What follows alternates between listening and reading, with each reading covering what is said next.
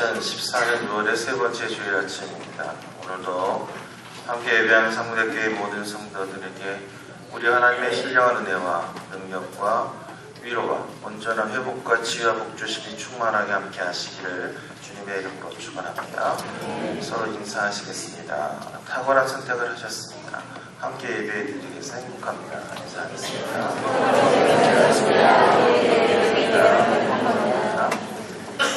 두 손을 가슴에 한번 다짐하겠습니다. 하나님께서 보실 때 나는 예수님 생명은 큰 소중한 사람이다. 시작. 하나님께서 보실 때 나는 예수님 생명은 큰 소중한 사람이다. 아멘. 우리가 지금의 우리의 모습된 것조차도 주님의 은혜 없이 될 수 있었던 것은 아무것도 없습니다.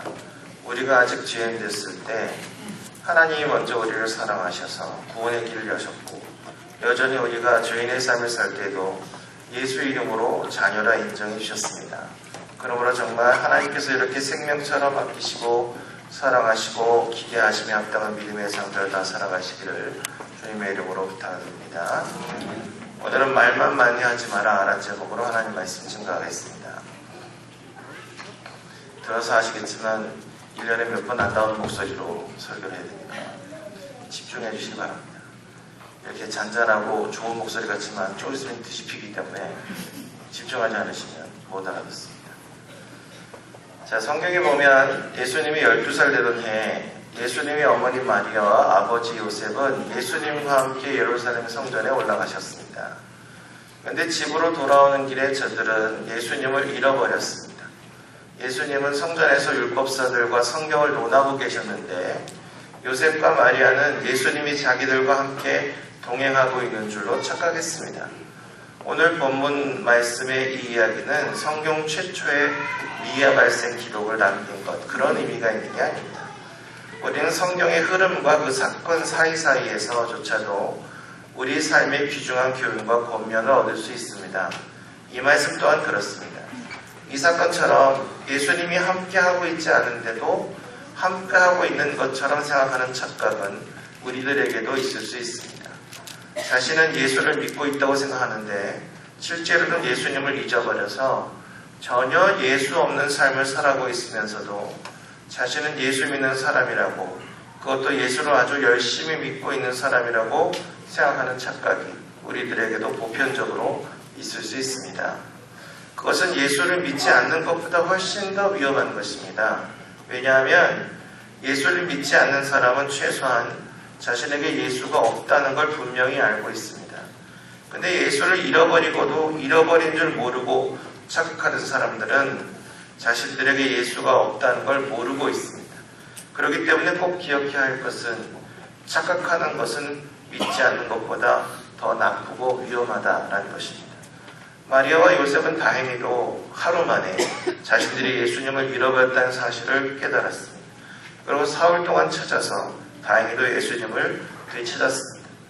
그러나 예수를 믿는 신앙생활에 있어서 자신이 예수를 잃어버렸다는 것을 깨닫는 것은 생각처럼 쉬운 것이 아닙니다.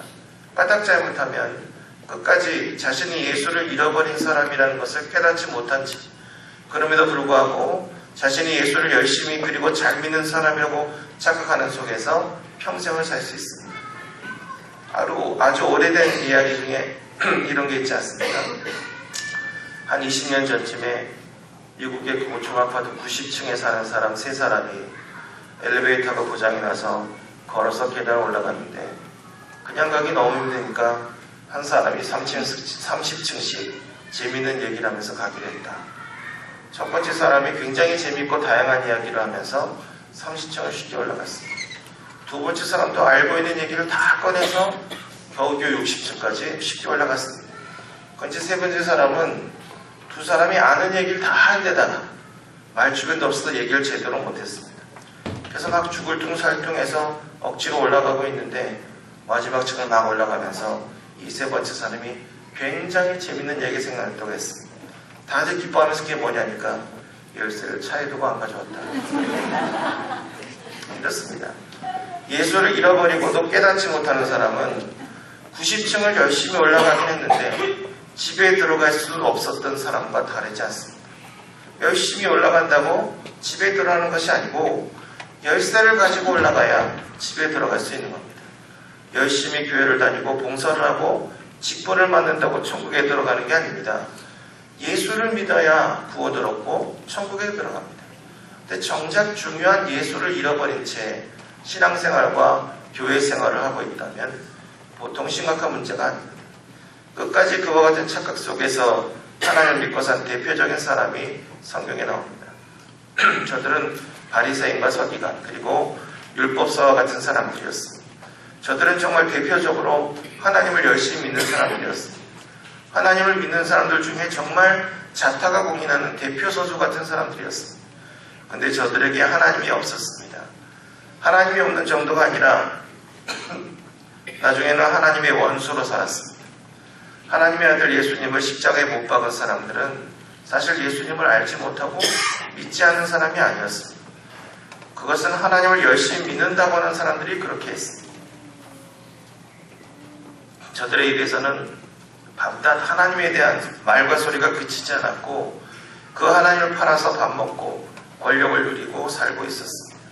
결국 저들은 열쇠 없이 계단 오른 사람과 같아서 끝내 하나님 나라에 들어갈 수 없었습니다. 그럼 이렇게 예수를 잃어버렸다는 것을 과연 우리는 무엇으로 의미할 수 있는 것인가? 어떠한 상태를 의미하는 것이냐? 그리고 왜 우리가 예수를 잃어버리게 되는 것이냐? 이걸 생각해 봐야 합니다. 요한복음 보니까 예수님이 곧 말씀이라고 증거합니다. 사도 요한은 요한복음 1장 1절에서 태초에 말씀이 계시니라 라고 시작하면서 예수님을 단적으로 말씀이라고 정의했습니다. 이 증거대로라면 우리가 예수를 믿는다는 것은 말씀을 믿는다는 것을 의미합니다. 말씀은 법을 의미하고 식을 의미하고 시스템을 의미합니다. 하나님의 말씀은 하나님의 법과 하나님의 식과 하나님의 시스템을 의미합니다. 우리가 범죄함으로 타락하기 이전에는 하나님의 법과 식 그리고 이 시스템밖에 없었습니다. 그러나 우리가 하나님께 범죄해서 타락한 이후에 세상에는 하나님의 식과 법과는 전혀 다른 식과 법이 생겼는데 이걸 우리가 세상식이라고 부릅니다. 믿음은 하나님의 식과 법을 따라 사는 것을 의미하고 죄는 세상의 식과 법을 따라 사는 것을 의미합니다.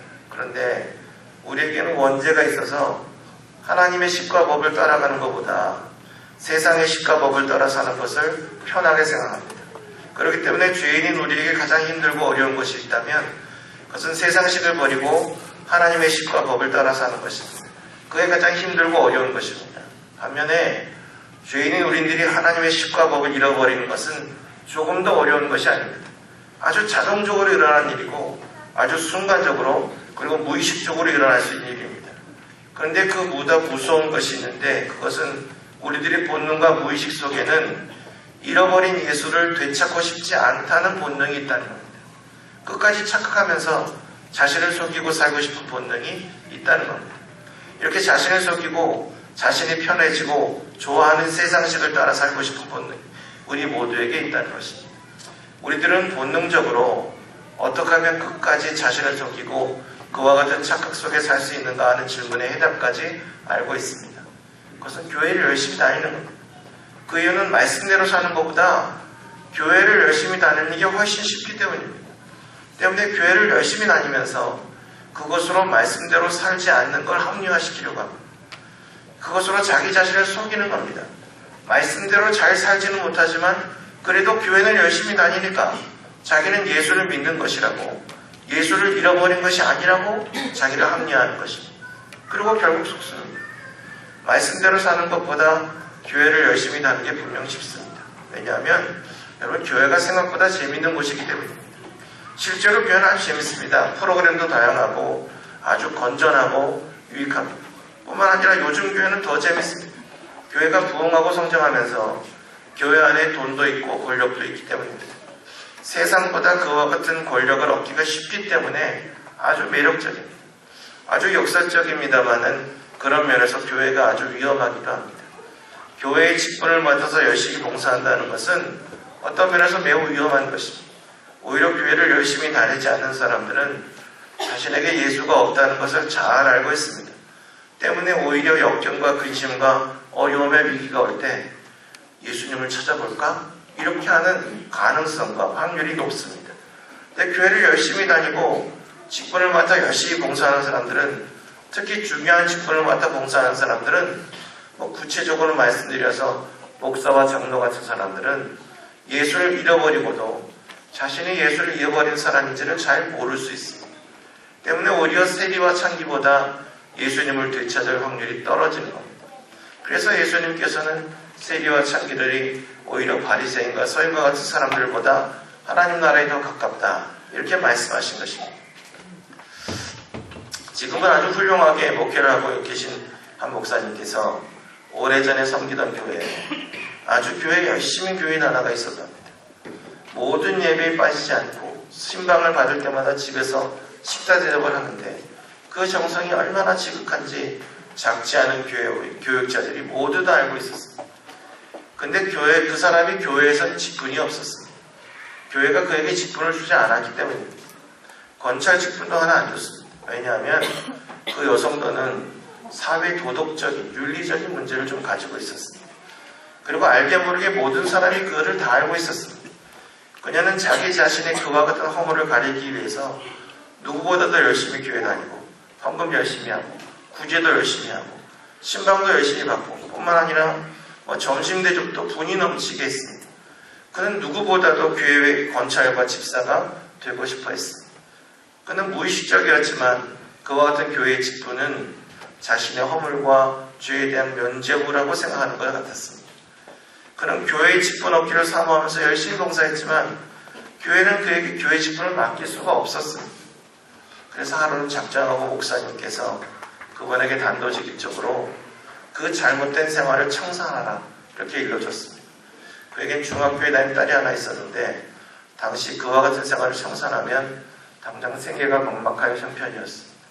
그것 때문에 잘못된 줄을 알면서도 그와 같은 생활을 청산하지 못했는데 목사님께서 죽으면 죽으리라는 믿음을 가지고 과감하게 그와 같은 생활을 청산하라고 권면했습니다. 그리고 그것이 하나님 믿는 것이라고 알려주었습니다. 하나님의 은혜로 그분이 목사님의 권면을 받아들였습니다. 그건 절대로 쉬운 일이 아니었습니다. 그러나 그는 정말로 잘못된 자신의 삶을 청산하고 새 사람이 됐습니다. 목사님이 그때서야 그분을 교회의 권찰로 추천했습니다. 많은 교육자들이 깜짝 놀랐습니다. 그 잘못된 생활을 이야기하면서 막 반대하고 있을 때 목사님이 자세한 사정을 설명해 주었습니다. 그러자 모두가 기뻐하고 그를 교회의 권찰로 임명하게 됐습니다. 그분이 나중에 신학교에 들어가서 공부를 마치고 여전도사가 되었습니다. 우리 교회 전사님 얘기한 게 아닙니다. 그분은 드러난 죄인이었기 때문에 교회에 열심히 봉사를 하고 직분을 맡는 것으로 자신을 합리하고 숨을 수가 없었습니다. 그러나 우리들은 드러나지 않는 죄인이기 때문에 교회에 열심히 봉사하고 직분을 맡는 것으로 자신을 얼마든지 합리화하고 숨길 수 있습니다. 그분은 드러난 죄인이었기 때문에 회개하고 직분을 맡을 수 있었습니다. 정말 기쁨과 은혜로 직분을 맡아서 교회를 섬겼습니다. 나타난 현상은 회개하기 전하고 별로 바라는 건 없습니다. 근데 그 내용이 전혀 다릅니다. 전에는 자신의 허물과 죄를 감추고 합리화하기 위해서 열심을 했지만 후에는 자신의 죄사함 받고 구원 얻기에 너무나 기뻐서 직분을 맡고 교회 봉사를 열심히 하게 된 겁니다. 그는 교회보다 더 중요한 예수 그리스도를 찾게 됐고 만나게 됐습니다. 예수를 잃어버리고도 끝까지 착각 속에 사는 사람들은 예수를 잃어버린 수준에서 그 인생이 끝나지 않습니다. 저들은 결국 예수를 팔아먹는 자리까지 이르게 됩니다. 예수를 팔아서 자기 배를 채우고 욕망을 채웁니다. 예수님 당시의 교권주의자들이었던 바리새인과 서기관 그리고 사두개인들과 율법사 같은 사람들은 하나님을 팔아서 자신의 배와 욕망을 채우던 사람들이었습니다. 그쯤 되면 회개가 불가능해집니다. 세상식대로 사는 사람보다 더 세상식이 되기 때문입니다. 우리가 지금 구원파 이단 때문에 난립니다. 유병원 잡으려고 난리치고 있는데 여러분 혹시 그 목사님이 교회를 열심히 목회했다고 부자가 되고 기업체 회장 된 거 보셨습니까? 근데 구원파는 예수님을 믿는 척하고 그걸 팔아서 자기가 돈 벌었기 때문에 그 교주인 유병원이가 회장되어 있습니다. 그러니까 뭔가 이상한 걸 빨리 눈치채야 되는 것입니다. 자, 저들은 하나님 팔아서 누구보다도 하나님을 잘 팔아먹기 위해서 하나님에 대한 얘기를 많이 합니다. 하나님을 잃어버린 사람들의 공통적인 특징 중에 하나는 저들이 누구보다도 하나님에 대해서 말을 많이 한다는 겁니다. 자기가 하나님을 믿는 사람이라는 것을 내세우는 걸 좋아합니다. 그런데 하나님 말씀은 우리말과 같지 않습니다. 하나님 말씀은 말이 아니라 모임입니다. 그래서 사도 요한이 요한복음 1장 14절에서 예수님을 말씀이 육신이 되신 분이다 이렇게 정의하고 표현했습니다. 삶이 말씀을 몸이 되게 한 겁니다. 몸이 없는 말씀은 그냥 말입니다. 그건 떡 없는 누룩과 같습니다. 예수님이 제자들에게 바리새인과 서기관들의 누룩을 조심하라 하신 말씀의 뜻이 바로 이겁니다. 말씀을 말로 바꾸어서 말로만 예수를 믿고 그렇게 하는 걸 조심하라는 겁니다. 내가 하나님 편이 아니면서 마치 하나님의 대변인인 양 떠버리는 유혹에 빠지지 말아라. 그런 것입니다. 제가 가끔 예를 들었던 거 있지 않습니까? 미국의 남북전쟁 때 남군의 지도자는 리 장군이었고 북군의 지도자는 링컨 대통령이었습니다. 리 장군하고 링컨 대통령은 둘 다 아주 훌륭한 지도자였습니다. 근데 리 장군보다 링컨 대통령이 더 하나님을 가까이하고 사랑했습니다. 링컨 대통령은 직무 중에 기도를 많이 한 대통령으로 유명합니다. 때때로 그의 사무실 앞에는 기도 중이라는 팻말이 붙어 있었습니다. 그는 하루에도 몇 시간씩 하나님께 매달려 기도하는 사람이었습니다. 북군에 속한 교회 목사님들이 대통령을 만나 얘기하면서 우리는 날마다 하나님이 우리 북군 편이 되어달라고 기도하고 있습니다 라고 얘기합니다. 그러자 대통령은 하나님이 우리 편이 되어달라고 기도하지 마시고 우리가 하나님 편이 될 수 있도록 기도해달라 이렇게 대답했습니다. 우리는 그와 같은 대답을 통해서 링컨이 얼마나 믿음이 좋았는가를 알 수 있습니다.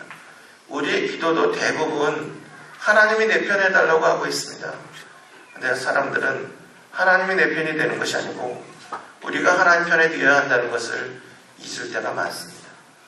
우리나라의 오래된 생각 중에 청빈함에 대한 막연한 항소가 있습니다. 그러니까 깨끗한 가난함이라는 건데 사람들은 이것을 자기도 모르게 깨끗하게 살면 가난할 수밖에 없다는 식으로 생각합니다. 근데 한 10여 년 전부터 깨끗한 부자라는 이야기가 나오면서 공론을 일으켰습니다. 사람들이 그것을 청부론이다 이렇게 불렀습니다. 이 청부론이 관심을 끌면서 한편에서는 이것을 비판하는 사람들이 나왔습니다. 청부를 비판하면서 청빈과 자발적 가난을 내세우는 분들도 나왔습니다. 저는 개인적으로 이 청부론과 청빈론이 모두가 필요한 발상이고 함께 생각할 가치가 있는 생각이라는 생각했습니다. 왜냐하면 우리는 모두가 완전하지 않기 때문에 한 가지 주장과 이론만으로 하나님의 진리를 다 설명해낼 수가 없습니다. 사람들은 정상적으로는 단면의 동전의 양면을 볼 수가 없습니다. 진리의 양면을 한꺼번에 설명할 수가 없습니다.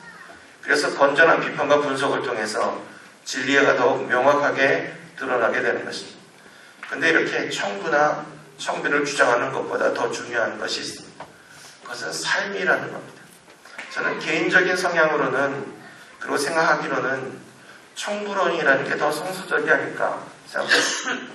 왜 예수 믿는 것은 모든 예수 믿는 사람, 예수 잘 믿는 사람의 삶을 하나님이 형통케 하시는데 왜 꼭 가난해야 되냐 이런 생각을 갖고 있습니다. 그래서 저는 청빈보다 청부를 더 많이 말하고 가르칩니다. 근데 보다 중요한 게 있습니다. 그건 제가 옳다고 생각하는 청부론의 기준과 표준을 세워보고 참으로 힘들고 어렵지만 그대로 살아보려고 노력하고 있습니다. 근데 말이 쉽지 청부론은 그 어떤 길보다 좁은 길 같습니다. 제 삶은 그 어떤 부분에서도 부유함하고는 좀 거리가 있는 삶을 살고 있지만 기회가 된다고 해도 그렇게 넉넉하게 그렇게 헌신적인 삶은 못 살 것 같습니다. 사실 깨끗하게 돈을 버는 것도 불가능한 것처럼 어렵습니다. 또 보다 어려운 것은 일단 내 주머니에 들어온 돈을 몫에 따라 나누고 다시 내보내는 것이 그것과 비교도 되지 않게 힘들고 어렵다고 느껴지기 때문입니다. 그렇지만 한편 청빈론의 이론과 주장에도 관심이 있습니다. 근데 제가 관심을 가지는 것은 깨끗한 가난이라는 말이 주장하는 그 말이 구체적인 기준과 표준이 어떤 거냐는 겁니다. 그리고 그것을 주장하는 사람들은 그 표준과 기준대로 살기 위해서 지금 구체적으로 어떤 삶을 살고 있는가 하는 것입니다. 제가 가끔 가다가 민중, 노동 이런 거 얘기하는 거 제가 그 내용을 잘 듣습니다. 왜냐하면 중요한 얘기를 하기 때문에. 그러니까 그 가난한 민중과 노동을 위해서 사람들이 와서 연사가 강연도 하고 막 선동도 하고, 근데 돌아가는 거 보면 외제차 타고 돌아갑니다. 뭔가 잘 안 맞는 것 같습니다. 여러분, 논리라는 것이 그 어느 것보다 중요할 수 있지만 더 중요한 건 이론과 논리가 아니고 그 자신의 이론과 논리대로 과연 기준과 표준을 정하고 그것을 실천하고 있느냐, 이것입니다. 그렇다고 지금 제가 그렇게 대단하고 살고 있다는 건 아닙니다. 저도 헤매고 있기는 마찬가지입니다. 그렇지만 지금 여기서 강조하고 있는 것은 다만 우리가 다 부족하지만 예수를 입으로만, 머리로만 믿는 사람 되지 말고 몸과 삶으로 믿는 사람이 되라는 것입니다. 예수 믿는 것은 말뿐이 아니라 몸과 삶이 따라가는 것이라는 것을 강조하고 있는 겁니다. 자, 예수는 말씀입니다. 예수를 믿는다는 것은 그 말씀을 믿는다는 것이고, 그 말씀 속에 담겨져 있는 하나님의 식과 법을 쫓아선다는 것을 의미합니다. 괜히 거창한 이론과 논리를 앞세워 말만하는 사람이 되지 말고 매력적인 교회 속에 숨어서 자신을 합리화하고 또 하나님의 식과 법을 회피하려고 하는 그런 모습으로 살지 말고 범사에 하나님의 뜻과 식대로 살기 위해서 최선을 다하는 저와 여러분 될 수 있기를 바랍니다. 주일마다 교회에 나와 예배드렸다고 자신이 그리스도인이라고 상당히 근사한 사람이라고 생각하지 마시기 바랍니다. 헌금을 하고 구제를 하고 열심히 봉사하고 교회를 섬긴다고 자신이 구원받은 그리스도인이라고 확신하지 마시기 바랍니다. 자신이 목사라고 교회 중직자라고 교회를 다닌 지 수십 년이 넘었다고 당연히 그리스도인이라고 오해하면 안 됩니다. 떡 없는 누룩처럼 예수님과 말씀이 없는 삶을 살면서 입으로만 예수를 믿는 사람이 되지 않기 위해서 정신을 바짝 차리고 예수 믿는 저와 여러분이 다 될 수도 있기를 바랍니다. 그것이 바로 오늘 본문을 통해서 예수님께서 우리들에게 바리새인과 사두개인의 누룩을 조심하라 하신 말씀의 참 뜻이라고 생각합니다. 예수가 열쇠고 예수님의 말씀이 열쇠입니다. 하나님의 식과 법과 그리고 시스템이 키입니다. 그 열쇠와 키를 잃어버리지 않고 그 키와 열쇠로 세상과 인생의 모든 문제를 해결하고 이 땅에서도 천국을 살아가는 저와 여러분 될 수 있기를 주님의 이름으로 축원합니다. 기도하겠습니다. 우리 한 1분 동안 기도하겠습니다. 기도하면서 우리가 정말 주의 말씀에 대한 많은 것을 아는 것보다 주 말씀대로 살아감으로 내가 정말 하나님의 사람인가 온전히 점검하고 그 믿음의 능력으로 살아가는 백성들 되게 해달라고 함께 기도하겠습니다. 기도합시다. 살아계신 하나님,